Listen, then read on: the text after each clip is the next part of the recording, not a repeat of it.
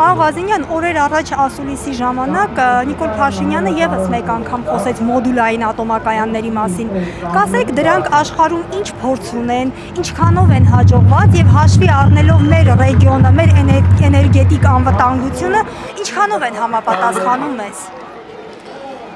Կոնկրետ Ամերիկայի Միացյալ Նահանգները, ովքեր որ Վենսի այցի ընթացքում փորձում են, հիշում եք, չէ՞, այնտեղ 5 միլիարդ գումարած 4 միլիարդ տարբերակը Ամերիկայի Միացյալ Նահանգներում մոդուլային ատոմակայան որոշել են ստեղծել, բայց երբ որ շինարարությունը սկսել են, նախագիծը մոտավորապես 1.5-ից 2 անգամ արդեն թանկացել է, կանգնեցրել են, անգամ ինֆորմացիա ունեն, որ իրենց լիազոր մարմինը չի տվել լիցենզիա մոդուլային ատոմակայան կառուցելու համար։ Իմ ինֆորմացիայով միակ երկիրը, որը ունի մոդուլային ատոմակայան արդեն սիստեման մտած աշխատող, դա Չինաստանն է։ Այնպես որ այստեղ դրա մասին խոսելը կարծում եմ ամենայն դեպս այս պայն ճիշտ չի։